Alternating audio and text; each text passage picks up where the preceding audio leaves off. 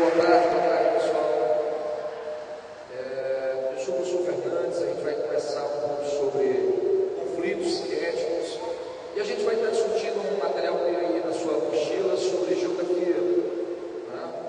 E claro, a gente vai estar permeando exatamente os assuntos atuais que estão envolvendo o cotidiano de vocês, muitos conflitos que vocês estão começando a ver agora e vocês às vezes não conseguem entender o motivo de tais conflitos, como o caso de Bashar al-Assad da Síria, o de Massoud, presidente atual do Iraque, que tem sérios problemas com o ISIS, que é exatamente um califado islâmico no norte do Iraque. Conversaremos um pouco, se o tempo nos permitir, sobre a Ucrânia, né? Onde a gente vai discutir um pouco sobre a crise de Vladimir Putin, na questão exatamente da Crimeia e do leste ucraniano. Moçada, quando você pega o Enem, você tem 6 competências importantes para serem avaliadas.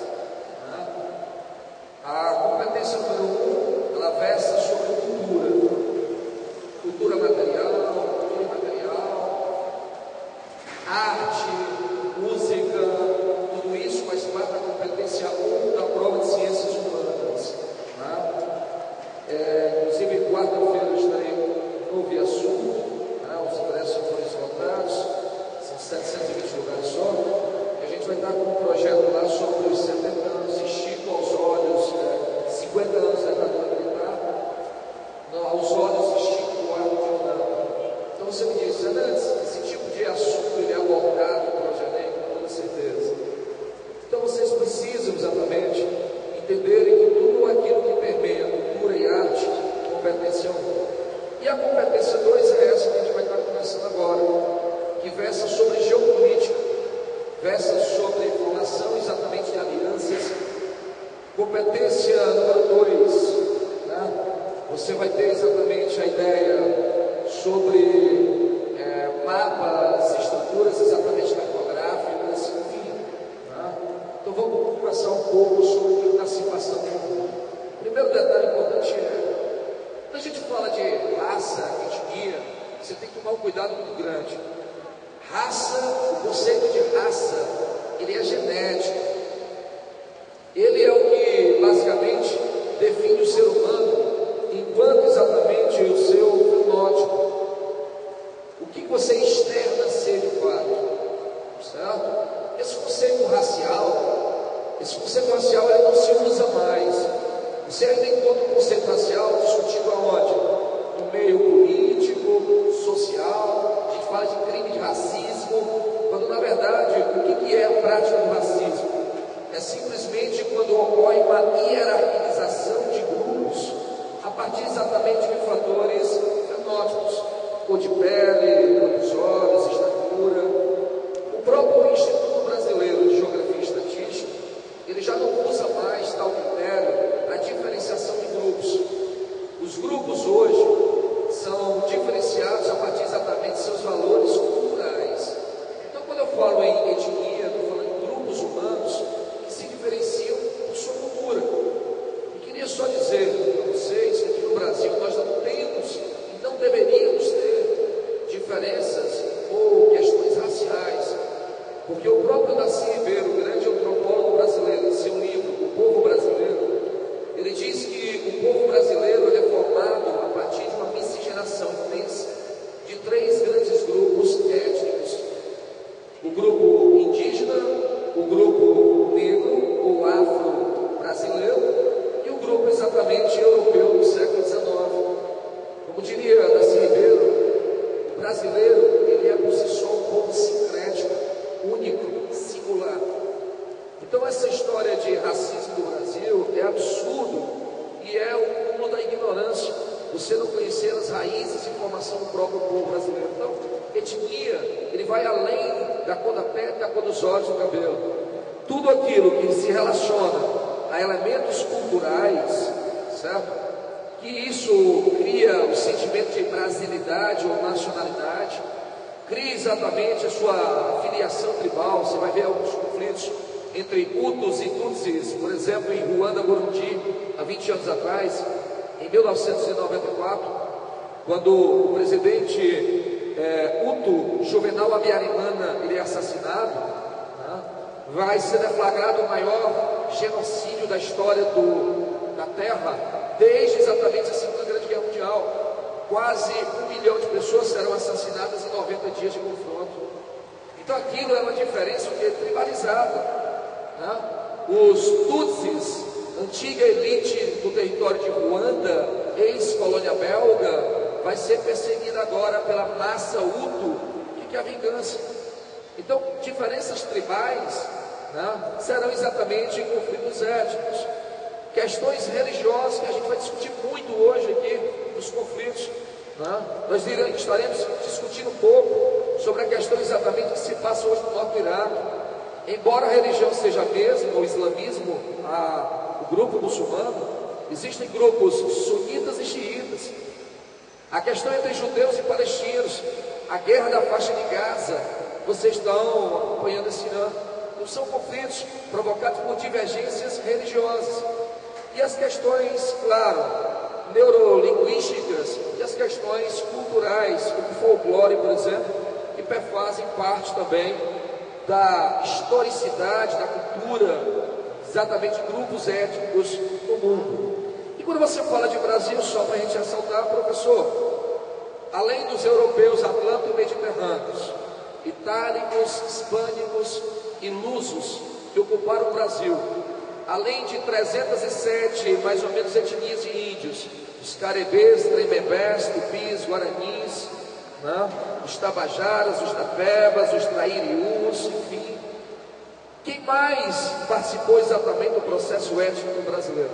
Então, se você pegar a prova do Enem de 2009 para cá, sempre você vai encontrar a cultura afro sendo destacada na prova do Enem. Aliás, você tem assuntos que o Enem nunca deixa de cobrar, são os assuntos de geopolítica, o assunto relacionado à cultura afro, bem como colonização e conflitos africanos, e também a questão agropecuária. Então, conflitos estruturais, confrontos entre modelos de produção do agronegócio e agricultura familiar, enfim. Então, a prova do Enem é uma prova extremamente atual, uma prova que você tem que saber o que está se passando no mundo, saber o que se passa ao seu redor. Esse é o objetivo da prova. Então, quando você fala de Brasil, você fala de uma cultura afro, de bantus e de grupos sudaneses.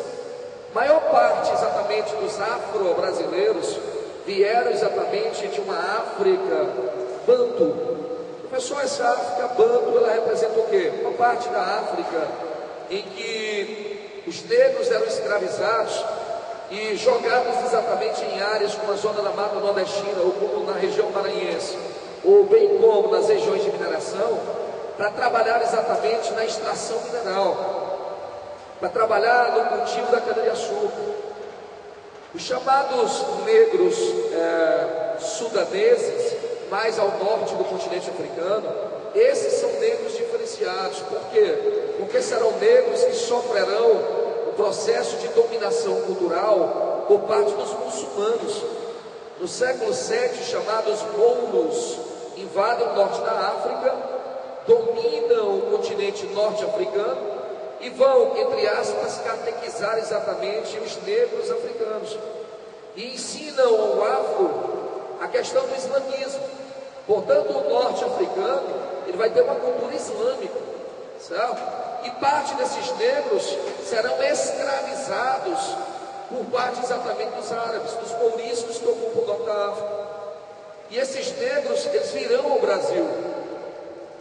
Pequeno grupo de negros islâmicos chegam ao Brasil, do continente exatamente sul-americano, concentrados na Bahia, em Salvador. E em Salvador eles serão chamados de maleses.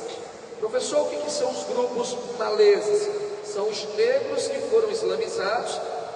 Na região exatamente, hoje você tem um país chamado de Mali, que a gente tem uma forte intervenção, inclusive da Al-Qaeda, sunitas mais radicais, que tentam controlar o país, que está hoje sob controle de novo da França. Então dali vieram muitos negros que ocupam a Bahia. E em 1835, vocês devem lembrar na história que nós tivemos um confronto aqui no Brasil. Os negros, chamados de maleses, unidos pelo fator religioso, se unem contra exatamente os brancos aristocratas, latifundiaristas, modelo monocultor da cana-de-açúcar. E esses negros, eles tinham um objetivo, era matar todos os brancos, dominar as áreas de produção do açúcar na zona da mata e escravizar os negros não islâmicos, certo? Isso prova só uma coisa básica, que a escravidão ela precede ao europeísmo, certo? Antes mesmo dos brancos chegarem à África, nós já tínhamos um processo normal e comum entre os africanos, que era o escravismo, certo? Então esse processo ele vai se desenvolver aqui no Brasil, e esse grupo ele vai ser fortemente reprimido por parte exatamente do governo colonial, quer dizer, já regencial, em 1835. Mas quando a gente fala em conflitos, claro, a gente vai chegar ao Oriente Médio. O Oriente Médio, pessoal, é a área mais turbulenta do século XX. Se existia uma área no globo terrestre que não teve paz no século XX, essa área se chama Oriente Médio. E se tal Oriente Médio, dominado por grandes potências europeias ao final do século XIX, sofrerão exatamente por parte dos conflitos internos e religiosos, conflitos agravados pela situação do petróleo. A gente sabe hoje que a Arábia Saudita tem a segunda maior reserva mundial de petróleo. Eu sei que muita gente vai estranhar esse dado estatístico. A maior reserva mundial comprovada hoje está na Venezuela, viu?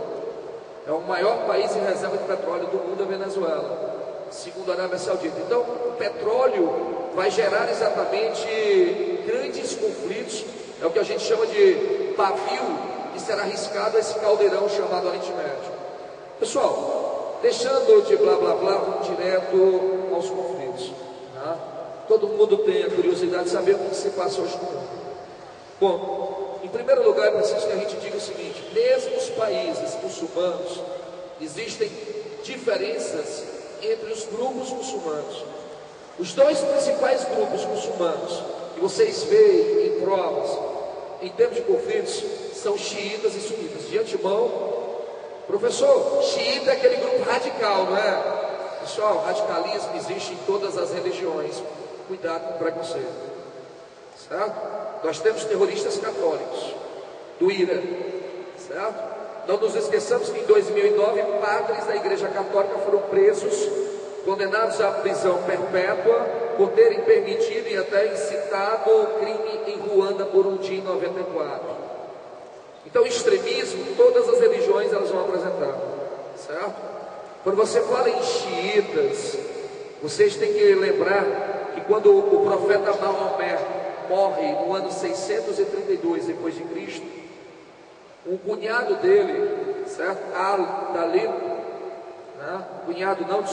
Primo e genro de Maomé, Al-Talib, ele pretende dar continuidade ao governo exatamente de Maomé.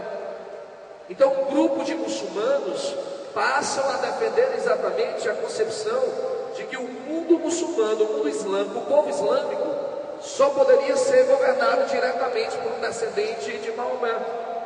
Por quê? Porque o seu genro e primo, Al-Talib, queria continuar comandando e governando esse grupo. Por um outro lado, um outro grupo de pessoas dizem que não, porque esse processo hereditário de poder.